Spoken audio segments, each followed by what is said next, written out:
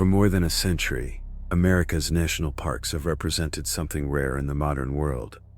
Land set aside not for profit, not for development, but for preservation and for people. The National Park Service was formally established in 1916, but the idea behind it began decades earlier, as the United States grappled with how to protect landscapes that felt almost mythic in scale. Vast mountain ranges, endless forests, deserts, canyons, and coastlines shaped more by time than by human hands. The goal was simple, at least on paper: preserve these places in their natural state and make them accessible to the public. Today, the National Park System includes hundreds of sites, parks, monuments, preserves, spanning millions of acres across the country. People visit these parks for many reasons. Some come as tourists, drawn by iconic views and bucket list destinations. Others come to challenge themselves, testing endurance against altitude, weather, distance, and isolation. And many come seeking something less tangible: quiet, healing, clarity, a chance to step away from noise and obligation, and to feel small in a way that is comforting rather than frightening. In national parks, the wilderness feels intentional. Trails are marked, campsites are designated, rangers patrol vast territories, maps exist, rules exist. There is a sense, spoken or not, that these places are watched over. Most of the time, that belief holds. Millions of people pass through national parks every year without incident. Families return home, solo hikers finish their routes, river trips end where they are supposed to. The system works. But these landscapes are also immense. Distances that appear short on a map can take hours or days to cross on foot. Weather can shift without warning. Forests absorb sound, canyons conceal movement. In many parks, vast areas lie beyond immediate visibility or easy access, places where one wrong turn, one missed landmark, or one unexpected event can quietly change everything.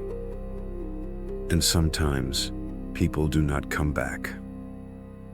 This series, Vanished in the Wild, examines cases of people who disappeared within or near America's national parks, places meant to inspire awe, not fear. These are not urban missing person cases. They are shaped by terrain, weather, remoteness, and the limits of human perception in wilderness spaces. We will revisit the disappearance of Dennis Martin, a young boy who vanished in the Great Smoky Mountains National Park in 1969 during a family outing, one of the most extensive searches in park history, and one that still raises unsettling questions. We will trace the journey of Glen Hyde and Bessie Hyde, newlyweds who disappeared while navigating the Colorado River through the Grand Canyon in 1928, leaving behind a mystery that has endured for nearly a century.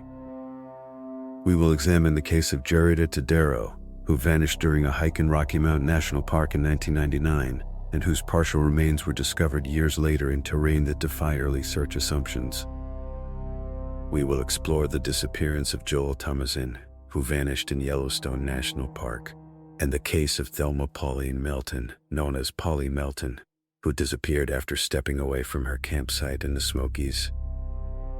And we will revisit the enduring mystery of Paula Jean Weldon, whose 1946 disappearance while walking a trail near what would later become part of the National Park and Forest System helped shape how missing person searches are conducted in wilderness areas. These cases are not presented to suggest that national parks are dangerous places. They are presented to acknowledge something more complex. Wilderness does not act with intent, but it does not forgive mistakes easily. Distance delays answers. Terrain reshapes timelines, and once someone is gone, the land does not give up its secrets willingly. In TrueCrimeMaps, we examine these disappearances through geography, through maps, distances, elevation, access points, and search areas, because in the wild, where something happens is often inseparable from why it remains unresolved. The national parks still stand as places of wonder, healing, and challenge. But for some, they became the last known place anyone ever saw them. And in landscapes this vast, sometimes the question isn't what happened, it's how the wilderness keeps its secrets.